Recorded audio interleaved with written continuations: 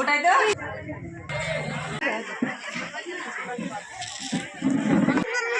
ಮತ್ತೆ ನೀವು ಹೋದಲ್ಲ ನೀವೇನು ಮಾಡ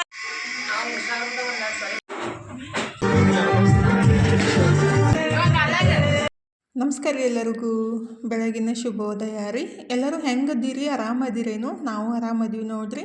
ನೀವು ಎಲ್ಲರೂ ಆರಾಮದ್ರಿ ಅಂತೇಳಿ ಭಾವಿಸ್ತಾ ಇವತ್ತಿನ ಲಾಗ್ನ ಸ್ಟಾರ್ಟ್ ಮಾಡೋನು ಬರ್ರಿ. ಇದು 2 ದಿವಸದಿಂದ ಲಾಗ್ ಐತಿ ನೋಡ್ರಿ. ಶುಕ್ರವಾರ ಮತ್ತು ಶನಿವಾರದ್ದು ಲಾಗ್ ಐತಿ. ಎಲ್ಲರಿಗೂ ಮಹಾಶಿವರಾತ್ರಿ ಹಬ್ಬದ ಆರ್ಥಿಕ ಶುಭಾಶಯಗಳು ರೀ. ಶಿವ ಎಲ್ಲರ ಜೀವನದಲ್ಲಿ ಒಳ್ಳೇದು ಮಾಡಲಿ, ಎಲ್ಲರಿಗೆ ಸಂತೋಷವನ್ನು ಕೊಡಲಿ ಅಂತ ನಾನು ಶಿವನ ಹತ್ರ ಕೇಳ್ಕೊತೀನಿ ರೀ. ನಮ್ಮ ಫ್ಯಾಮ್ಲಿ ಎಲ್ಲ ಯಾವಾಗಲೂ ಸಂತೋಷವಾಗಿರಲಿ ಅಂತ. ಇದು ಇದ್ರೆ ಶುಕ್ರವಾರ ನೋಡ್ರಿ. ಶುಕ್ರವಾರ ಮತ್ತು ಶನಿವಾರದ್ದು ಇವತ್ತು ನಾನು ಎಡಿಟ್ ಮಾಡಿ ಅಪ್ಲೋಡ್ ಮಾಡಾಕತ್ತಿದ್ದು. ನಿಮಗೂ ವಿಡಿಯೋ ಇಷ್ಟ ಆಗೈತೆ ಅಂತ ಅಂದ್ಕೊತೀನಿ ರೀ. ವಿಡಿಯೋ ಇಷ್ಟ ಆಗತ್ತಿದ್ರೆ ಲೈಕ್ ಮಾಡಿ, ಶೇರ್ ಮಾಡಿ, ಸಬ್ಸ್ಕ್ರೈಬ್ ಮಾಡಿಕೊಂಡು ಸಪೋರ್ಟ್ ಮಾಡಿರಿ. ಆದಷ್ಟು ಬೇಗ 10K ನಮ್ಮ ಫ್ಯಾಮ್ಲಿನೂ ಆಗಲಿ ಅಂತೇಳಿ ಕೇಳ್ಕೊತೀನಿ ರೀ. ಮತ್ತು 2 ದಿವಸ ಫಂಕ್ಷನ್ ಇತ್ತು, ಹಾಗಾಗಿ ನನಗೆ ವಿಡಿಯೋನ ಎಡಿಟ್ ಮಾಡಿ ಅಪ್ಲೋಡ್ ಮಾಡೋಕ್ಕೆ ಆಗಿತ್ತಿಲ್ಲ ರೀ. ಕೆಲಸ ಇದ್ಬಿಟ್ರೆ ಇದಕ್ಕೂ ಸ್ವಲ್ಪ ಟೈಮ್ ಸಿಗೋಂಗಿಲ್ಲ. ಮತ್ತು ಅದ್ರಾಗ ಸೌಂಡ್ ಮನ್ಯಾಗ ಜಾಸ್ತಿ ಜನ ಇದ್ದಾಗ ಈ ಥರ ಆಗ್ತಿರ್ತೈತಿ. 2 ದಿವಸ ವಿಡಿಯೋನ ಹಾಕೋಕ್ಕಾಗಿಲ್ಲ. ಭಾಳ ಜನ ವೇಟ್ ಮಾಡ್ತಾರಂತ ಕೇಳ್ತಿದ್ರಿ, ಆದರೆ ಅಪ್ಲೋಡ್ ಮಾಡೋಕ್ಕಾಗಿಲ್ಲ. ಸಾರಿ ರೀ ಎಲ್ಲರಿಗೂ. ಯಾರೆಲ್ಲ ವೇಟ್ ಮಾಡಾಕತ್ತಿದ್ರಲ್ಲ ಅವರಿಗೆಲ್ಲ ಸಾರಿ ಕೇಳ್ತೀನಿ. ಈಗಿದ್ರೆ ಇದು ಶುಕ್ರವಾರ ನೋಡಿರಿ. ಬೆಳಗ್ಗೆನೇ ಎಲ್ಲ ಕೆಲಸ ಮುಗಿಸ್ಬಿಟ್ಟು, ಜಳಕ ಎಲ್ಲ ಮುಗಿಸ್ಬಿಟ್ಟು ಇವತ್ತು ಹೊರಗೆ ಹೋಗೋದೈತಿ. ಹಾಗಾಗಿ ಬಟ್ಟೆ ಎಲ್ಲ ತೊಳೆದ್ಬಿಟ್ಟನೆ ಜಳಕ ಎಲ್ಲ ಮುಗಿಸಿ ಏನಿದ್ರೆ ನಿನ್ನೆ ನಾನು ಅಂದರೆ ಹಿಂದಿನ ದಿವಸನೇ ಅದು ನುಗ್ಗೆ ಸೊಪ್ಪು ಹಾಕಿ ಚಪಾತಿ ಹಿಟ್ಟು ಮಾಡಿಟ್ಟಿದ್ದೆ ರೀ. ಅದು ಮಾಡೋಕ್ಕಾಗಿತ್ತಿಲ್ಲ, ಸ್ವಲ್ಪ ಮಾಡಿದ್ದು.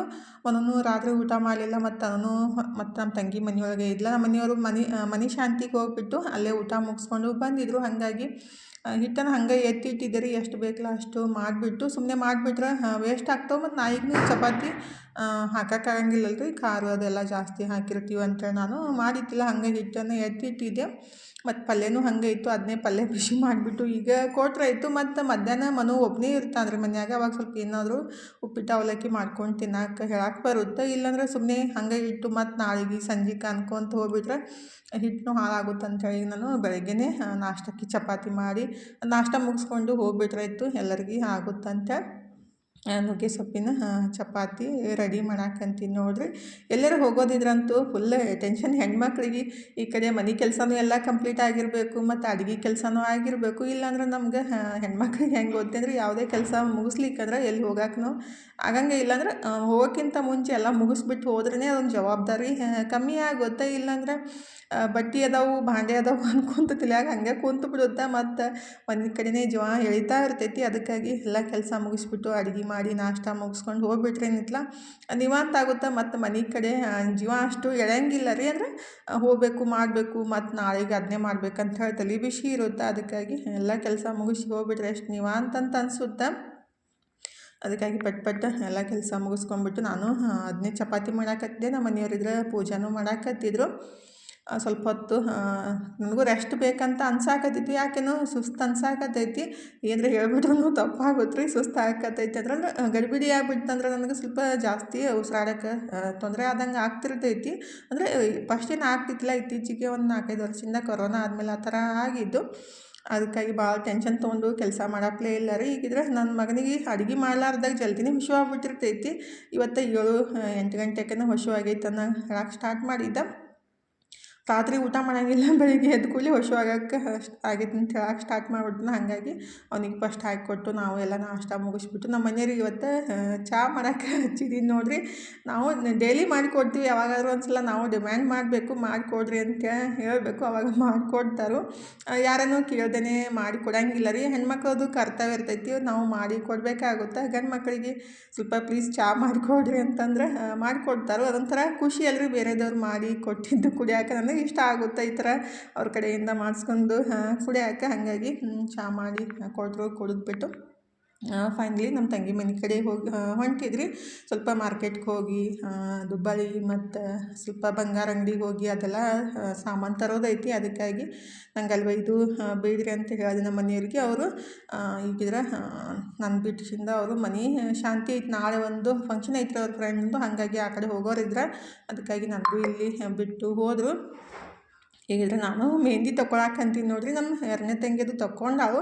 ಹಂಗಾಗಿ ನಮ್ಮ ತನು ಇದ್ರೆ ನೀವು ಸ್ವಲ್ಪ ತಗೋ ಮಮ್ಮಿ ಸ್ವಲ್ಪ ಆದ್ರೂ ತಗೋ ಅಂತ ಹೇಳಕ್ಕೆ ಸ್ಟಾರ್ಟ್ ಮಾಡಿದ್ಲು. ಭಾಳ ಅಂದ್ರೆ ನನಗೆ ಅಷ್ಟು ಇಷ್ಟ ಆಗಂಗಿಲ್ಲ ರೀ ಮೆಹಂದಿ ತೊಗೊಳೋದು. ಅಂದರೆ ಅದು ಹೆಂಗೆ ಗೊತ್ತಂದರೆ ಫಸ್ಟೆಲ್ಲ ನ್ಯಾಚುರಲ್ ಮೆಹಂದಿ ಇರ್ತಿತ್ತು, ಅದು ಹಚ್ಕೊಂಡ್ಬಿಟ್ರೂ ಯಾವುದೇ ಸೈಡ್ ಇಫೆಕ್ಟ್ ಆಗ್ತಿರ್ತಿಲ್ಲ. ಆದರೆ ಇವಾಗ ಹೆಂಗೆ ಗೊತ್ತಂದರೆ ಅದು ಒಂದು 2-3 ದಿವಸ ಆದಮೇಲೆ ಉಚ್ಚಿಬಿಟ್ಟು ಅಡುಗೆ ಮಾಡಮ್ದಾಗ ಹೋಗುತ್ತೆ ಅಡುಗೆ ಒಳಗೆ ಅಂಥೇಳಿ ನಾನು ಹಚ್ಕೊಳಕ್ಕೆ ಅಷ್ಟು ಇಷ್ಟಪಡೋಂಗಿಲ್ಲ ಅಷ್ಟೇ ರೀ. ಆದರೆ ಈ ಅವಿ ಸಿಂಪಲ್ಲಾಗಿ ಈ ಥರ ಡಿಸೈನ್ ಮಾಡಿದ್ಲು ಅಂದರೆ ಚಲೋತ್ತಾಗಿ ದೊಡ್ಡದಾಗಿ ಹಚ್ತೀನಿ ಅಂತ ಅಲ್ಲ, ನಾನು ಬೇಡ ಇಷ್ಟೇ ಸಿಂಪಲ್ಲಾಗಿ ಸಾಕಂತ ಅಷ್ಟೇ ಹಚ್ಕೊಂಡಿದ್ವಿ. ನನ್ನ ಮಗಳು ನೋಡಿರಿ ಮದುವೆ ಥರ ಹಚ್ಕೊಂಡ್ಬಿಟ್ಟು ರೆಡಿ ಆಗಕತ್ತಾಳು. ಅಂದರೆ ಎಲ್ಲರೂ ಆಲ್ಮೋಸ್ಟ್ ಜಾಸ್ತಿನೇ ಹಚ್ಕೊಂಡಿದ್ರು, ನಮ್ಮ ಸಣ್ಣ ತಂಗಿ ಹಚ್ಕೊಂಡಿತ್ತಿಲ್ಲ ರೀ. ಆದರೆ ಕೆಲಸ ಜಾಸ್ತಿ ಇರ್ತಾವಲ್ರಿ ಅವ್ರ ಮನ್ಯಾಗ ಫಂಕ್ಷನ್ ಇದ್ದಾಗ ಅವ್ರದ್ದು ಟೆನ್ಷನ್ ಅವರಿಗೆ 108 ಇರ್ತಾವೆ. ಹಾಗಾಗಿ ಯಾವುದಕ್ಕೂ ಟೈಮ್ ಸರಿಯಾಗಿ ಕೊಡೋಕ್ಕಾಗಂಗಿಲ್ಲ. ಈಗಿದ್ರೆ ನಾವು ಮೆಹಂದಿ ಹಚ್ಕೊಂಡು ಕೈ ತೊಳ್ಕೊಂಬಿಟ್ಟು ಆಮೇಲೆ ಸದ್ಯ ಬಂಗಾರ ಅಂಗಡಿಗೆ ಹೊಂಟಿದ್ವಿ ನೋಡಿರಿ. ಬಂಗಾರ ಸ್ವಲ್ಪ ಬಳೆ ಅದೆಲ್ಲ ತೊಗೊಂಡು ಬರೋದಿತ್ತು. ನಮ್ಮ ತಂಗಿ ಮಗಳ ಫಂಕ್ಷನ್ ಎಲ್ಲ, ಹಾಗಾಗಿ ಚೈನು ಮತ್ತು ಕಾಲು ಚೈನು, ಕೊಳ ಚೈನು, ಕಿವಿಯಂದು ಬಂಗಾರ ರೇಟ್ ಅಂತೂ ಕೇಳಿಬಿಟ್ರೆ ಫುಲ್ ತಲೆ ತಿರುಗುತ್ತೆ ಬಿಡ್ರಿ. ಆದ್ರೂ ಫಂಕ್ಷನ್ ಇದ್ದಾಗ ಬಿಡೋಕ್ಕಾಗಂಗಿಲ್ಲಲ್ರಿ, ಹಾಗಾಗಿ ತೊಗೊಳ್ಳೇಬೇಕಾಗುತ್ತೆ. ಏನೂ ಮಾಡೋಕ್ಕಾಗಂಗಿಲ್ಲ. ಮತ್ತು ಮುಂದೆ ತೊಗೋತೀವಿ ಅಂತಂದರೆ ಅವಾಗ ಫಂಕ್ಷನ್ ಇರೋಂಗಿಲ್ಲ, ಅವಾಗ ತೊಗೊಂಡ್ಬಿಟ್ರು ಅದು ಏನು ಅಷ್ಟಿದು ಅನ್ಸಂಗಿಲ್ಲ ಅಂತ ಫಂಕ್ಷನ್ ಇದ್ದಾಗನ ತೊಗೋಬೇಕಾಗುತ್ತೆ. ಹಂಗಾಗಿ ಫೈನಲಿ ಬಂಗಾರ ಅಂಗಡಿಗೆ ಬಂದು ಸ್ವಲ್ಪ ಎಲ್ಲ ನೋಡಿಬಿಟ್ಟು ಚೈನ್ ಆಲ್ರೆಡಿ ಮಾಡ್ಸೋಕೆ ಹಾಕಿದ್ಲು. ಅಂದರೆ ಅವ್ರ ಮನೆ ಹತ್ರನೇ, ಮನೆ ಇರೋದು ನಮ್ಮ ತಂಗಿ ಮನೆ ಹತ್ರನೇ ಅಡ್ವಾನ್ಸ್ ಹೇಳಿದ್ಲು. ಅವರು ಚೈನ್ ಮಾಡಿಟ್ಟಿದ್ರು, ಕಾಲು ಚೈನು, ಕೊಳ ಚೈನು, ಕಿವಿ ಎಲ್ಲ ತೊಗೊಂಡ್ಬಿಟ್ಟು ಫೈನಲಿ ಅದು ಪೋಸ್ಟರ್ ಹಾಕ್ತಾರಲ್ರಿ, ಬ್ಯಾನರ್ ಅಂತಾರೋ, ಅದನ್ನ ಫೋಟೋ ಹಾಕಿಬಿಟ್ಟು ಕಾರ್ಯಕ್ರಮದ ಹೆಸರು ಹಾಕಿಬಿಟ್ಟು ಅದನ್ನ ಹಾಕ್ತಾರಲ್ಲ, ಅದನ್ನೇ ಮಾಡ್ಸಕ್ಕಂತೇಳಿ ಬಂದು ನೋಡ್ರಿ. ಏನಪ್ಪ ಬರೀ ತಿರುಗಾಡ್ದು ಆಯ್ತಂತ ಅನ್ನಿಸ್ತಾ ಇರ್ತೈತಿ ಬೆಳಗ್ಗೆಯಿಂದ. ಆದರೆ ಕೆಲಸ ಆಗಬೇಕಂದ್ರೆ ತಿರುಗಾಡಲೇಬೇಕಲ್ರಿ. ಫೈನಲಿ ಮನೆಗೆ 7:30-8 ಗಂಟೆಗೆ ಬಂದ್ವಿ. ಬಂದ ಕೂಡಲೇ ನಮ್ಮ ತಂಗಿದ್ರೆ ಟೈಮ್ನ ಸಿಕ್ಕಿತ್ತಿಲ್ಲ, ಅದಕ್ಕಾಗಿ ಇವಾಗ ಮೆಹಂದಿ ಹಚ್ಕೊಳಕತ್ತಿದ್ಲು.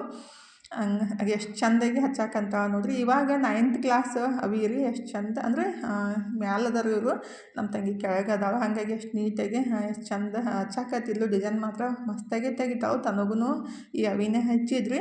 ನಮ್ಮ ಮಮ್ಮಿದ ಕೆಲಸ ಎಲ್ಲ ರೆಡಿ ಮಾಡೋದು, ನಾಳೆದು ಫಂಕ್ಷನ್ದು ಅಡುಗೆ ಕೆಲಸ ಅದು ಅಂದರೆ ರೆಡಿ ಮಾಡಿ ಇಟ್ಬಿಟ್ರೆ ಮುಂಚೆನೇ ಈಜಿ ಆಗುತ್ತಂತ ಎಲ್ಲ ರೆಡಿ ಮಾಡಾಕತ್ತಿದ್ರು. ನಾವು ಫೈನಲಿ ಊಟ ಮುಗಿಸ್ಕೊಂಡು ಮನೆಗೆ ಬಂದ್ವಿ ನೋಡ್ರಿ. ನಮ್ಮ ತಂಗಿ ಬಂದ ಕೂಡಲೇ ಅರ್ಬಿ ಕಟ್ ಮಾಡಿಬಿಟ್ಟು ಹೊಲಿದ್ನಂತೇಳಿ ಸ್ಟಾರ್ಟ್ ಮಾಡಿದ್ಲು. ಅಂದರೆ ಮೊನ್ನೆ ಏನು ಚರ್ಚನಿಂದ ನಾನು ಅರ್ಬಿ ತಂದಿದ್ದೆ ಅಲ್ರಿ, ಅವ್ನು ಹಾಗೆ ಇಟ್ಟಿದ್ದೆ, ಹೊಲ್ದು ಕೊಟ್ಟ ಅಂತೇಳಿ.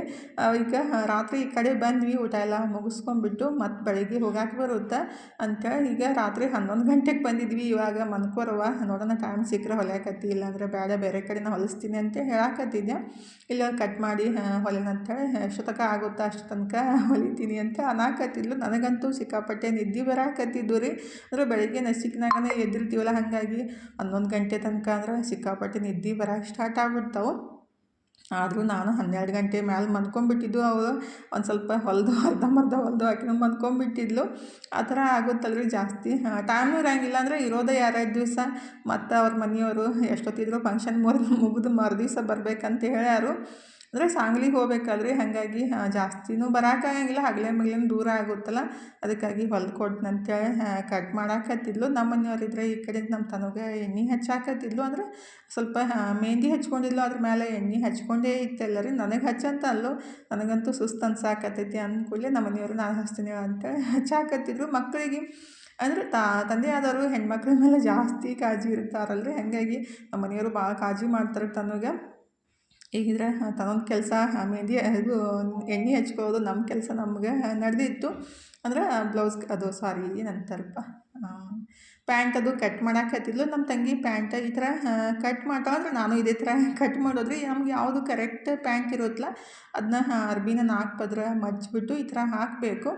ಹಾಕ್ಸಿಂದ ಅಂದ್ರೆ ಸೈಡ್ ಏನು ಕಟ್ಟಿರುತ್ತಲ್ಲ, ಅದನ್ನ ಆ ಸೈಡನ್ನ ಅದು ತೊಗೋಬೇಕಾಗುತ್ತೆ, ಆ ಸೈಡ್ ತೊಗೊಳಕ್ಕೆ ಹೋಗಬಾರ್ದು. ಅದನ್ನ ಈ ಥರ 4 ಪದರ ಮಡ್ಚಿಬಿಟ್ಟು ನಮ್ಗೆ ಯಾವುದು ಕರೆಕ್ಟ್ ಸೈಜ್ ಪ್ಯಾಂಟ್ ಇರುತ್ತಲ್ಲ, ಅದನ್ನ ಈ ಥರ ಫೋಲ್ಡ್ ಮಾಡಿ ಹಾಕಿಬಿಟ್ಟು ಕಟ್ ಮಾಡೋದ್ರಿ. ಆಮೇಲೆ ಹೊಲ್ಯಾಕೆ ಬರುತ್ತೆ. ನಾನು ಇದೇ ಥರ ಕಟ್ ಮಾಡೋದು ಸಿಂಪಲ್ ರೀ, ಪ್ಯಾಂಟನ್ನು ಸ್ಟ್ರೇಟ್ ಪ್ಯಾಂಟ್ ಕಟ್ ಮಾಡೋದು. ಆದರೆ ನಮ್ಗೆ ಅದು ಏನಂತಾರು ಸೈಡೆಲ್ಲ ನಿಲ್ಗಿ ಎಲ್ಲ ಬರ್ತಾವಲ್ಲ, ಆ ಪ್ಯಾಂಟ್ ಬೇಕಾದರೆ ಫುಲ್ ಮ್ಯಾಲಿಂದ ಏನೈತಲ್ಲ ಅಷ್ಟೆಲ್ಲ ತೊಗೋಬೇಕು, ಕಾಲಷ್ಟು ಈ ಥರ ತೊಗೋಬೇಕಾಗುತ್ತೆ. ಅಂದರೆ ಅರ್ಬಿ ಇರೋದೇ 2 ಮೀಟ್ರ್ ಇರುತ್ತಲ್ಲ, ಹಾಗಾಗಿ ಮ್ಯಾಲಿಂದ ಸ್ವಲ್ಪ ಫುಲ್ ತೊಗೊಂಬಿಟ್ರೆ ಸ್ವಲ್ಪ ನಿಲ್ಗಿ ಎಲ್ಲ ಸೈಡಿಗೆ ಮಾಡಿಬಿಟ್ಟು ಹೊಲ್ಯಾಕೆ ಬರುತ್ತೆ. ನಾನು ಸ್ಟೇಟ್ ಪ್ಯಾಂಟ ಬೆಸ್ಟ್ ಅನ್ಸುತ್ತೆ ರೀ. ಯಾಕಂದ್ರೆ ಏನಂತಾರೆ ಸೈಡಿಗೆಲ್ಲ ನಿಲ್ಗಿನೂ ಬರೋದಿಲ್ಲ ಮತ್ತು ಇಲಾಸ್ಟಿಕ್ ಹಾಕ್ಬಿಟ್ರಾಯ್ತು. ಅದಕ್ಕೆ ಕಸಿ ಕಟ್ಟೋ ಅವಶ್ಯಕತೆನೂ ಬೀಳಂಗಿಲ್ಲ. ಹಾಗಾಗಿ ನಾನು ಸ್ಟೇಟ್ ಪ್ಯಾಂಟನ್ನು ಹೊಲಿ ಅಂತ ಹೇಳಿದ್ದೆ. ಅದಕ್ಕೆ ಈ ಥರ ಕಟ್ ಮಾಡಿದ್ಲು. ಆದರೆ ಇದಕ್ಕೆ ಬೇಕಾಗಿದ್ದ ಏನಂತಾರೆ ದಾರನೇ ಇಲ್ಲ. ನಾನು ಇದ್ರ ನೋಡ್ಕೊಂಡೇ ಇಲ್ಲ ರೀ. ಪ್ಯಾಂಟೆಲ್ಲ ಕಟ್ ಮಾಡಿದ್ಮೇಲೆ ದಾರ ನೋಡ್ತೀನಿ, ಯೆಲ್ಲೋ ಕಲರ್ ದಾರನೇ ಇದ್ದಿದ್ದಿಲ್ಲ. ಆ ಥರ ಆಗ್ತಿರ್ತೈತೆ ನೋಡಿ, ಡಬಲ್ ಕೆಲಸ ರೀ. ನಾನು ಅಸ್ತ್ರ ತರಾಕಂತ ಹೋಗಿದ್ದೆ, ಆವಾಗನ ತರಬೇಕಿತ್ತು, ನೆನಪನೇ ಆಗಿತ್ತಿಲ್ಲ. ಹಾಗಾಗಿ ಪಾಪ ಕಟ್ ಮಾಡಿ ಇಟ್ಬಿಟ್ಟು ಮತ್ತು ನೆಕ್ಸ್ಟ್ ಬೇರೆದು ಕಟ್ ಮಾಡಿ ಅವತ್ತನ ಹೊಲಿಬೇಕಾಯಿತು. ಅಂದರೆ ಕಟ್ ಮಾಡೋಕ್ಕನ ಇಲ್ಲಾಂದ್ರೆ ಒಂದು ಮಿನಿಮಮ್ ಒಂದು ಅರ್ಧ ತಾಸು ಮ್ಯಾಲೆ ಬೇಕಾಗುತ್ತೆ ರೀ ಟೈಮ್. ಈ ಥರ ಆಯಿತು, ಏನೂ ಮಾಡೋಕ್ಕಾಗಂಗಿಲ್ಲ. ನಾನಿದ್ರೆ ದಾರ ನೋಡ್ಕೊಂಬಿಟ್ಟು ಯೆಲ್ಲೋ ಕಲರ್ ದಾರನೇ ಇಲ್ಲ, ಇನ್ನೇನು ಮಾಡೋದು, ಹೋಲ್ ಬಿಡವ, ಬೇಡ ಸುಮ್ಮನೆ ಮನ್ಕೋ, ಟೈಮ್ ಆಗೈತಿ ಅಂತ. ಅಂದರೆ ನಾನು ಆಕೆಗೆ ಹೊಲಿಯಾಕೆ ಬಿಟ್ಬಿಟ್ಟು ನಾನು ಹೆಂಗೆ ಮಕ್ಕಳು ಅಂತ ನಾನು ವಿಚಾರ ಮಾಡ್ತಾಯಿದ್ದೆ. ಇಲ್ಲ ನಾನು ಹೊಲಿತೀನಿ ಅಂತೇಳಿ ಅನ್ನಾಕತ್ತಿದ್ಲು. ಅಂದ್ರೆ ನಮ್ಮ ಮನೆಯವರಿದ್ರೆ ಬಂದುಬಿಟ್ಟು ಯಾವುದೋ ಒಂದು ಹಾಕಿ ಹೊಲಿರಿ, ಅದನ್ನೇನು ಕಾಣಿಸುತ್ತೆ ಅಂತೇಳಿ ಅನ್ನಾಕತ್ತಿದ್ರು. ಆದರೆ ಡ್ರೆಸ್ಸಿಗೆ ಮಾತ್ರ ಅದು ಕಲರ್ ದಾರನೇ ಬೇಕಾಗುತ್ತೆ, ಅದೇ ಕಲರ್ ಬೇರೆದು ಹಾಕಕ್ಕೆ ಬರೋಂಗಿಲ್ಲ ಅಂತೇಳಿ ನಾನು ಅನ್ನಾಕತ್ತಿದ್ದೆ. ನಾನಂತೂ 12 ಗಂಟೆ ಮೇಲೆ ಮನ್ಕೊಂಡಿರಿ. ನಮ್ಮ ತಂಗಿ ಸ್ವಲ್ಪ ಹೊಲ್ದ್ಬಿಟ್ಟು ಆಕಿನೂ ಮನ್ಕೊಂಡ್ಲು. ಬೆಳಗ್ಗೆ ಎದ್ದು ಮತ್ತಷ್ಟು ಹೊಲ್ದ್ಬಿಟ್ಟು ಜಳಕ ಮಾಡಿ ಹೋಗಕ್ಕೆ ಬರುತ್ತೆ ಅಂಥೇಳಿ ಬೆಳಗ್ಗೆ ನಾನು 5 ಗಂಟೆಕನೇ ಎದ್ದಿದ್ದು. ಚಂದ್ರಾಮ ಎಷ್ಟು ಮಸ್ತ್ ಕಾಣಕಂತ ನೋಡ್ರಿ. ನಾವು ಎಲ್ಲ ಫೈನಲಿ 8 ಗಂಟೆಗೆ ಎಲ್ಲ ಕೆಲಸ ಮುಗಿಸ್ಬಿಟ್ಟು ನಮ್ಮ ತಂಗಿನೂ ಅದೊಂದು ಡ್ರೆಸ್ ಹೊಲಿದ್ಲು. ಫಿಟ್ಟಿಂಗ್ ನೀನೇ ಮಾಡ್ಕೊ ಅಂತ ಹೇಳಿದ್ಲು. ಕೈ ಹೊಲಿಗೆ ಮತ್ತು ಫಿಟ್ಟಿಂಗ್ ಆಯ್ತೇಳವ ಅಂತ. ಈಗ ಎಲ್ಲರೂ ರೆಡಿ ಆಗಿಬಿಟ್ಟು ಹೊಂಟಿದ್ದೀವಿ ನೋಡಿರಿ. ಫಸ್ಟಿಗೆ ನಮ್ಮ ಮನೆಯವರು ತನಗೆ ಮತ್ತು ನಮ್ಮ ತಂಗಿಗೆ ಬಿಟ್ಟು ಬರ್ತೀನಿ, ನೀನು ಮತ್ತು ಅಣ್ಣ ಅಂದರೆ ನಮ್ಮ ಮನು ರೆಡಿ ಆಗ್ರಿ ಅಂತ ಹೇಳಿಬಿಟ್ಟು, ಅಂದರೆ ರೆಡಿ ಆಗಿದ್ವಿ, ಅವ್ರಿಗೆ ಬಿಟ್ಟು ಬರ್ರಿ ಫಸ್ಟಿಗೆ. ಅಂದರೆ ದೂರ ಆಗುತ್ತಲ್ರಿ ಆಟೋ. ಆದರೆ ಒಂದು ಸಲ ಬಂದು ಹೋದ್ರೇ ₹100 ತೊಗೊತಾರೋ. ಅದಕ್ಕಾಗಿ ಇಬ್ಬಿಬ್ಬರಿಗೆ ಒಯ್ದು ಬಿಟ್ಟು ಬರ್ತೀನಿ ಅಂತೇಳಿ ಅಂದ್ಬಿಟ್ಟು ನಮ್ಮ ಮನೆಯವರು ಫಸ್ಟಿಗೆ ತನಗೆ ಮತ್ತು ನಮ್ಮ ತಂಗಿಗೆ ಬಿಟ್ಟು ಬಂದರು. ನಾನು ಮತ್ತು ನಮ್ಮ ಮನು ಮತ್ತು ನಮ್ಮ ತಂಗಿ ಮಗ ಬಂದ್ವಿ. ಬಂದ್ಕಿಂದ ಎಲ್ಲ ಸ್ಟಾರ್ಟ್ ಮಾಡಿದ್ವಿ ನೋಡಿರಿ. ಕೆಲಸ ಹಿಡಿಯೋ ಮಾಡೋಕ್ಕಂತೂ ಟೈಮ್ನೇ ಸಿಕ್ಕಿಲ್ಲ.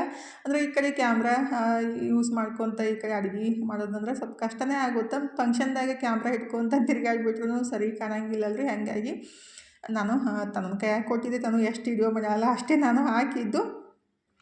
ಈಗಿದ್ರೆ ಫೈನಲಿ ನಮ್ಮ ಮಮ್ಮಿ ಈ ಕಡೆ ಸಾಂಬಾರ್ಗೆಲ್ಲ ರೆಡಿ ಮಾಡಿದರು. ನಾನು ಅದಕ್ಕೆ ಸಾಂಬಾರ್ಗೆ ಒಗ್ಗರಣೆ ಹಾಕಿಬಿಟ್ಟು ಬದ್ನಿಕಾಯಿ ಪಲ್ಯ ಮತ್ತು ಮುಕ್ನಿಕಾಯಿ ಪಲ್ಯ ಮತ್ತು ಎಲ್ಲರಿಗೂ ಉಪ್ಪಿಟ್ಟು ಮಾಡಿ ಕೊಡೋದು ನಂದು ಕೆಲಸ ರೀ. ಏನು ಗೊತ್ತಿದ್ರೆ ನಮ್ಮ ಮನ್ಯಾಗ ನೀ ಚಲೋ ಮಾಡ್ತೀನಿ ಮಾಡಂತೇಳಿ ಹಚ್ಚಿಬಿಡ್ತಾರೆ. ನಿಮ್ಮ ಮನ್ಯಾಗ ಹಿಂಗೇನಂತೇಳಿ. ಅಂದರೆ ಯಾರೆಲ್ಲ ಅಡುಗೆ ಟೇಸ್ಟ್ ಮಾಡ್ತಾರಲ್ಲ ಎಲ್ಲರೂ ಹೋಗಲಿ ನೀ ಚಲೋ ಮಾಡ್ತೀನಿ ಮಾಡಂತ ಹೇಳಕ್ಕೆ ಸ್ಟಾರ್ಟ್ ಮಾಡಿಬಿಡ್ತಾರೆ. ನಮ್ಮ ತಂಗಿಗಳು ಹಂಗೆ ರೀ, ನೀನೇ ಮಾಡಂತ ಏನೇ ಕೇಳಿಬಿಟ್ರು ನೀನೇ ಮಾಡಂತ ಹೇಳಕ್ಕೆ ಸ್ಟಾರ್ಟ್ ಮಾಡಿಬಿಡ್ತಾರೆ.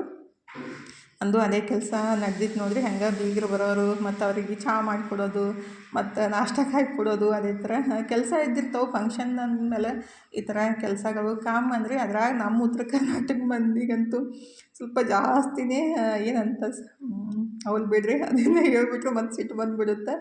ಆ ಥರ ಇರುತ್ತೆ. ಹಾಗಾಗಿ ಬಂದವ್ರಿಗೆಲ್ಲ ಬರೀ ಫಸ್ಟಿಗೆ ನೀರು ಕೊಡಬೇಕು, ಆಮೇಲೆ ನಾಷ್ಟಕ್ಕೆ ಹಾಕಿ ಕೊಡಬೇಕು, ಆಮೇಲೆ ಸ್ವಲ್ಪ ಅಂದರೆ ಊಟ ಟೈಮ್ಗೆ ಬಂದರೆ ಚಹಾ ಅಷ್ಟೇ ಮಾಡೋದು. ಇನ್ನು ಬೆಳಗ್ಗೆ ಜಲ್ದಿ ಬಂದವ್ರಿಗೆ ನಾಷ್ಟಕ್ಕೆ ಮತ್ತು ಚಹಾ ಎಲ್ಲ ಕೊಟ್ಬಿಟ್ಟು ಉಪಚಾರ ಮಾಡಬೇಕಲ್ರಿ. ಈಗ ಫೈನಲಿ ಅಡುಗೆನೂ ಎಲ್ಲ ಕಂಪ್ಲೀಟ್ ಆಗಿತ್ತು. ಸಾಂಬಾರು ಪಲ್ಯ ಮತ್ತು ಎಲ್ಲ ನಾಷ್ಟಾನು ಮುಗಿದಿತ್ತು. ನಮ್ಮ ಮಮ್ಮಿ ಇದ್ರೆ ಹುಗ್ಗಿ ಎಲ್ಲ ರೆಡಿ ಮಾಡಿಟ್ಟಿದ್ರು. ಅಂದರೆ ನಮ್ಮ ಕಡೆ ಉತ್ತರ ಕರ್ನಾಟಕ ಮಂದಿಗೆ ಹುಗ್ಗಿ ಅಂದರೆ ಜಾಸ್ತಿ ಇಷ್ಟ ರೀ. ಹಾಗಾಗಿ ಹಾಲು ಹುಗ್ಗಿ ಎಲ್ಲ ಮಾಡಿದರು. ಚಪಾತಿಗೆ ಅಷ್ಟೇ ಹೇಳಿದ್ದು, ಉಳಿದಿದ್ದೆಲ್ಲ ಅಡುಗೆ 200 ಮಂದಿ ಅಂದರೆ 200 ಮಂದಿದ್ದು ಅಡುಗೆ ಎಲ್ಲ ನಾನು ಮತ್ತು ನಮ್ಮ ಮಮ್ಮಿ ಕೂಡ್ಬಿಟ್ಟು ಮಾಡಿದ್ವಿ.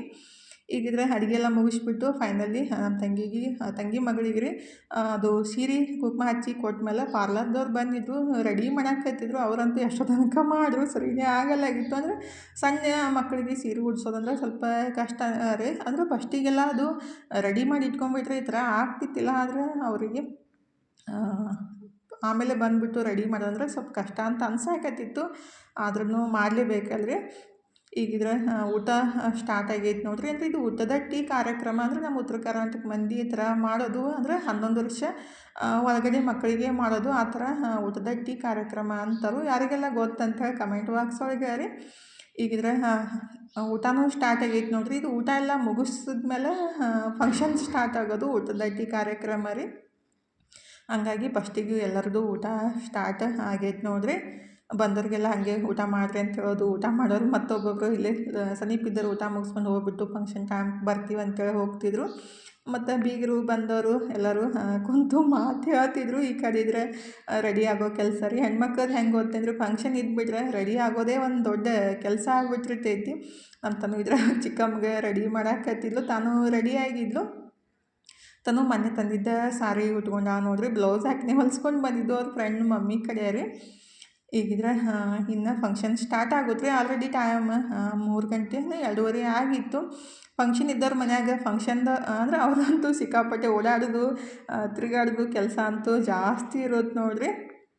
ಫಂಕ್ಷನ್ ಮಾಡಿ ಮುಗಿಸ್ಬಿಟ್ರಂತೂ ಒಂದು ದೊಡ್ಡ ಭಾರ ಇಳ್ದಂಗೆ ಆಗ್ಬಿಡುತ್ತೆ. ಊಟಕ್ಕೆ ಸಿಂಪಲ್ಲಾಗೆ ಹಾಲುಗ್ಯ ಅದು ಇದು ಪಲ್ಯಗಳು ಅಷ್ಟೇ ಮಾಡಿದ್ದು, ಆದರೆ ಊಟ ಮಾತ್ರ ಸಖತ್ತಾಗೈತೆ ಅಂತ ಹೇಳಾಕತ್ತಿದ್ರು ಬಂದವರ ರೀ. ಮನೆಯೊಳಗೆ ಮಾಡಿದ ಖರೆ ಆದ್ರೂ ಹೆಲ್ದಿಯಾಗಿ ನಮ್ಮ ಮನೆ ಊಟ ಯಾವ ಥರ ಇರುತ್ತಲ್ಲ ಅದೇ ಥರ ಇತ್ತು. ಅಂದರೆ ಹೊರಗಡೆಯಿಂದ ಕ್ಯಾಂಟ್ರಿನವ್ರಿಗೆ ಕೊಟ್ಬಿಟ್ರೆ ಏನೈತಲ್ರಿ, ಸ್ವಲ್ಪ ಎಣ್ಣೆ ಎಲ್ಲ ಜಾಸ್ತಿ ಬಳಸ್ಬಿಟ್ಟು ಮಾಡ್ತಾರೆ. ಆದರೆ ನಾವೇ ಹಿತಮಿತವಾಗಿ ಎಣ್ಣೆದೆಲ್ಲ ಹಾಕಿಬಿಟ್ಟು ಮಾಡಿದ್ವಿ.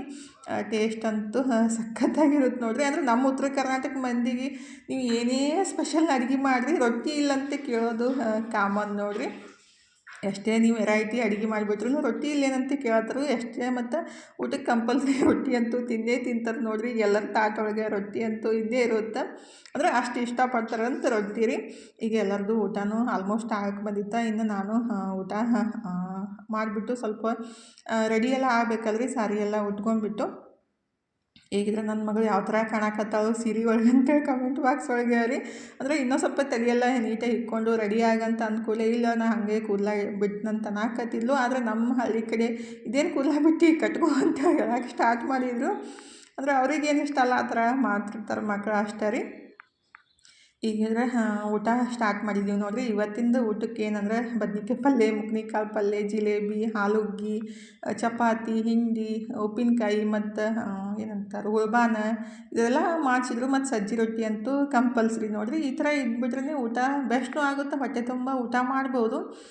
ಜಾಸ್ತಿ ಡೀಪ್ ಫ್ರೈ ಮಾಡಿದ್ದಿದ್ಬಿಟ್ರೆ ಅಷ್ಟೊಂದು ಊಟ ಮಾಡಿಬಿಟ್ರೂ ತ್ರಾಸ ಆಗುತ್ತಲ್ರಿ. ಹಾಗಾಗಿ ನಾನು ಪ್ಲೇಟ್ ರೆಡಿ ಮಾಡ್ಕೊಂಡ್ಬಿಟ್ಟು ರೊಟ್ಟಿ ಅಂತೂ ತಿನ್ನೋಕೆ ಮನಸ್ಸಿದ್ದಿಲ್ಲ. ಹಾಗಾಗಿ ಒಂದು ಚಪಾತಿ ಎಲ್ಲ ಊಟ ಮುಗಿಸ್ಬಿಟ್ಟು ಫೈನಲಿ ಊಟನೂ ಮುಗಿಯಾಕೆ ಬಂದಿತ್ತು. ಫಂಕ್ಷನ್ ಸ್ಟಾರ್ಟ್ ಆಗುತ್ತೆ, ಎಲ್ಲರೂ ಪಟ ಊಟ ಮಾಡಿರಿ ಅಂತ ಹೇಳಕ್ಕೆ ಸ್ಟಾರ್ಟ್ ಮಾಡಿದರು. ಅಂದರೆ ಲೇಟ್ ಆಗ್ಬಿಡ್ತೈತಿ, ಹೋಗೋರು ಹೋಗ್ಬೇಕಲ್ರಿ. ಹಾಗಾಗಿ ಫೋಟೋ ಮ್ಯಾನ್ ಒಬ್ಬ ಅಂದರೆ ಫೋಟೋ ತೆಗೋ ಒಬ್ಬ ಬಂದಿದ್ದಿಲ್ಲ, ಲೇಟ್ ಆಗಿಬಿಟ್ಟಿತ್ತು. ಹಾಗಾಗಿ ಎಲ್ಲರೂ ವೇಟ್ ಮಾಡಾಕತ್ತಿದ್ರು ಊಟ ಮುಗಿಸ್ಬಿಟ್ಟು. ನಮ್ಮ ತಂಗಿಗೆ ಫೋಟೋ ಅಂದರೆ ಸ್ವಲ್ಪ ಜಾಸ್ತಿನೇ ಇಷ್ಟ ರೀ. ಹಾಗಾಗಿ ಅವರು ಮತ್ತೊಂದು ಫಂಕ್ಷನ್ಗೆ ಹೋಗಿರ್ತಾರಲ್ಲ, ಟೈಮ್ಸ್ ರೀ ಬರೋಂಗಿಲ್ಲ ಬರ್ತೀನಿ ಅಂಥೇಳಿ ವೇಟ್ ಮಾಡಾಕತ್ತಿದ್ವಿ. ಬೇರೆ ಊರಿಗೆ ಹೋಗೋರೆಲ್ಲ ಏನು ಲೇಟ್ ಮಾಡಾಕತ್ತೀರಿ ಪಟ್ ಅಂಥೇಳಿ ಮುಗಿಸ್ರಿ ಅಂತ ಅವ್ರು ಹೇಳಾಕತ್ತಿದ್ರು. ಹಂಗಾಗಿ ಒಂದು ಅರ್ಧ ತಾಸು ಮಾತು ಹೇಳ್ಕೊತ ಸ್ವಲ್ಪ ಹೊತ್ತು ಕೂತಿದ್ವಿ. ಫೈನಲಿ ಫಂಕ್ಷನ್ ಸ್ಟಾರ್ಟ್ ಆಗೈತೆ ನೋಡ್ರಿ. ಒಂದು 200 ಮಂದಿ ಅಷ್ಟೇ ಹೇಳಿದ್ದು, ಜಾಸ್ತಿ ಏನು ದೊಡ್ಡದಾಗಿ ಮಾಡೋಕೆ ಹೋಗಿದ್ದಿಲ್ಲ.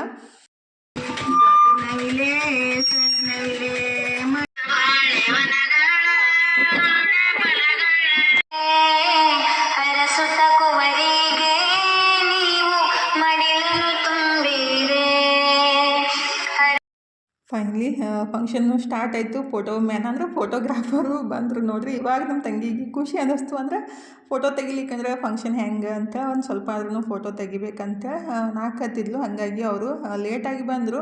ಹಿಂಗಾಗಿ ಎಲ್ಲರೂ ವೇಟ್ ಮಾಡಾಕತ್ತಿದ್ರು. ಫೈನಲಿ ಫಂಕ್ಷನ್ ಸ್ಟಾರ್ಟ್ ಆಗಿತ್ತು ನೋಡಿರಿ. ನಮ್ಮ ಕಡೆ ಏನೈತೆಲ್ಲ ಪದ್ಧತಿ, ಯಾವುದೇ ಫಂಕ್ಷನ್ ಮಾಡಲಿ ದಂಡಿ ಕಟ್ಟೋದು ಒಂದು ಪದ್ಧತಿ ರೀ. ಅದನ್ನ ದಂಡಿ ಏನೈತಿಲ್ಲ 5 ಮಂದಿ ಮುತ್ತೈದರನ್ನ ಹಣಿಗೆ ಹಚ್ಚಿಬಿಟ್ಟು ಆಮೇಲೆ ಈ ಥರ ದಂಡಿ ಕಟ್ತಾರೆ.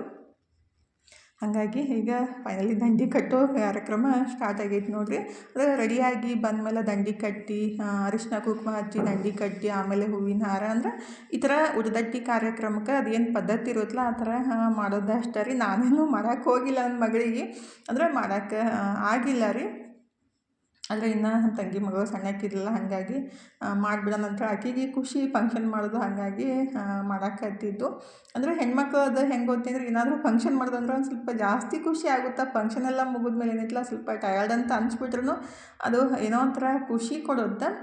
ಈಗಿದ್ರೆ ದಂಡಿ ಎಲ್ಲ ಕಟ್ಬಿಟ್ಟು ಫಸ್ಟಿಗೆ ಬೆಳ್ಳಿ ಕಾಲ್ಗೆಜ್ಜೆ ಮತ್ತು ಬಂಗಾರ ಏನು ತಂದಿರ್ತಾರಲ್ಲ ಬಂಗಾರ ಹಾಕೋದು ಆ ಥರ ಮಾಡ್ತಾರೆ ನೋಡಿರಿ. ಕಾಲ್ಗೆಜ್ಜೆನೂ ಹಾಕಿಬಿಟ್ಟು ಕೊಳ್ ಚೈನು ಅಂದರೆ ಬಂಗಾರದ್ದು ಚೈನ್ ಮತ್ತು ಬಂಗಾರದ ಕಿವೆನೆಲ್ಲ ತಂದಿರ್ತಾರಲ್ಲ ಅದನ್ನೆಲ್ಲ ಹಾಕಿಬಿಟ್ಟು ಆಮೇಲೆ ಹಾಡ ಹಾಡಿ ಫಂಕ್ಷನ್ನ ಮುಗಿಸ್ತಾರೋ. ಈಗಿದ್ರೆ ಫೈನಲಿ ಎಲ್ಲ ಫಂಕ್ಷನ್ ಮುಗೀತು. ಇನ್ನು ಫೋಟೋ ತಗೋ ಕಾರ್ಯಕ್ರಮ, ಆಯರಿ ಮಾಡೋ ಕಾರ್ಯಕ್ರಮ ಸ್ಟಾರ್ಟ್ ಆಗೈತೆ ನೋಡಿರಿ. ನಮ್ಮ ಉತ್ತರ ಕರ್ನಾಟಕದೊಳಗೆ ಐತೋ ಎಲ್ಲ ಕಡೆ ಐತೋ ಅನ್ನೋ ಗೊತ್ತಿಲ್ಲ. ನನಗಂತೂ ಇದು ಒಂದು ಹ್ಯಾಬಿಟ ಇಷ್ಟ ಆಗಂಗಿಲ್ಲ. ಯಾಕೇನೋ ಗೊತ್ತಿಲ್ಲ ರೀ. ಯಾಕೆ ಅಂದರೆ ಅರ್ಬಿ ಮಾಡೋದು ಮಾಡಿಸ್ಕೊಂಡು ಹೋಗೋದು ಅದೇ ಒಂದು ದೊಡ್ಡ ಟೆನ್ಷನ್ ಕೆಲಸ ಆಗ್ಬಿಡುತ್ತೆ ನನಗಂತೂ. ಮಾಡೋದು ಬೇಡ, ಮಾಡ್ಸ್ಕೊಂಡು ಬರೋದು ಬೇಡ ಆ ಥರ ಅನ್ನಿಸ್ತಿರ್ತೈತಿ. ಅಂದರೆ ಇದು ಹೆಂಗೆ ಗೊತ್ತೇನ್ರಿ, ಫಂಕ್ಷನ್ದು ಅದು ರುಚಿನೇ ಹೋಗ್ಬಿಟ್ಟಿರ್ತೈತಿ. ಬರೀ ಆಯರಿ ತೊಗೊಳೋದು ಮತ್ತು ಆಯರಿ ಕೊಡೋದು. ಅಂದ್ರೆ ಮಾಡ್ಲಿಕ್ಕೂ ತಪ್ಪಾಗುತ್ತೆ, ಮಾಡಿಸ್ಕೊಂಡಿದ್ರೂ ತಪ್ಪಾಗುತ್ತೆ. ಹಾಗಾಗಿ ನನಗೆ ಇದೊಂದು ನಮ್ಮ ಕಡೆ ಪದ್ಧತಿ ಅಂದರೆ ಇಷ್ಟ ಆಗಂಗಿಲ್ಲ. ಯಾಕಂದರೆ ತೊಗೊಂಡ್ಬಿಟ್ಟು ವಾಪಸ್ ಕೊಡೋದು ಅದೊಂದು ದೊಡ್ಡ ಕೆಲಸನೆಲ್ಲ. ನಾನು ಖುಷಿಯಾಗಿ ಬಂದುಬಿಟ್ಟು ಭೇಟಿಯಾಗಿ ಆಶೀರ್ವಾದ ಮಾಡಿ ಊಟ ಮುಗಿಸ್ಕೊಂಡು ಹೋಗ್ಬಿಟ್ರೆ ಏನೋ ಒಂಥರ ಖುಷಿ ಅನಿಸುತ್ತೆ. ತೊಗೊಂಡ್ಬಿಟ್ಟು ಮತ್ತು ವಾಪಸ್ ಕೊಡೋದು ಅಂದರೆ ಅವ್ರದ್ದು ತೊಗೊಳೋದು ಮತ್ತೊಂದು ಕೊಡೋದು, ಈ ಥರ ಮಾಡಿಬಿಟ್ರೆ ಫುಲ್ ಕಿರಿಕಿರಿ ಅಂತೇಳಿ ಅನ್ಸೋಕೆ ಸ್ಟಾರ್ಟ್ ಆಗುತ್ತೆ. ಮತ್ತು ಟೆನ್ಷನ್ನೂ ಆಗುತ್ತೆ ರೀ. ನನಗೆ ಇಷ್ಟ ಆಗಂಗಿಲ್ಲ. ಇದೇ ಥರ ಯಾರಿಗೆಲ್ಲ ಇಷ್ಟ ಆಗಂಗಿಲ್ಲ ಅಂತೇಳಿ ಕಮೆಂಟ್ ಬಾಕ್ಸ್ ಒಳಗೆ ಹೇಳ್ರಿ. ಹಂಗಾರಿ ಅವರೆಲ್ಲ ಹೋದ್ಮೇಲೆ ನಮ್ಮ ಮಮ್ಮಿ ಎಲ್ಲ ಫಂಕ್ಷನ್ದು ಮುಗಿದ್ಮೇಲೆ ಇದೊಂಥರ ಟೆನ್ಷನ್, ಯಾರಿಗೆ ಕೊಟ್ವಿ, ಯಾರಿಗೆ ಬಿಟ್ವಿ, ಯಾರು ತೊಗೊಂಡು ಹೋದರು, ಅವ್ರು ಹಂಗೆ ಹೋಗ್ಬಿಟ್ರು ಅಂತೇಳಿ ಟೆನ್ಷನ್ ಮಾಡ್ಕೊತಾ ಇರ್ತಾರೆ. ಅಂದರೆ 10-12 ಸಾವಿರ ರೂಪಾಯಿ ಸೀರೆ ಎಲ್ಲ ಹೋಗ್ಬಿಟ್ಟು ಮತ್ತು ಮಾಡಿದ್ದೂ ಎಲ್ಲ ಹೋಗ್ಬಿಟ್ಟು ಇಷ್ಟೇ ಹೋದವು. ಬಂದವ್ರಿಗೆಲ್ಲ ಮಾಡಿಬಿಟ್ರೆ ಇದೇ ಥರ ಆಗೋತ್ರಿ. ಇವತ್ತಿನ ವಿಡಿಯೋನು ಇಲ್ಲೇ ಮುಗಿಸೋಣ್ರಿ. ಇವತ್ತಿನ ವಿಡಿಯೋ ಹೆಂಗೆ ಅನಿಸ್ತಂತ ಕಮೆಂಟ್ ಬಾಕ್ಸ್ ಒಳಗೆ ಹೇಳೋದು ಮರ್ಯಾಕೆ ಹೋಗ್ಬೇಡ್ರಿ. ಥ್ಯಾಂಕ್ ಯು ಫಾರ್ ವಾಚಿಂಗ್ ರೀ. ಬಾಯ್ ರೀ ಎಲ್ಲರಿಗೂ.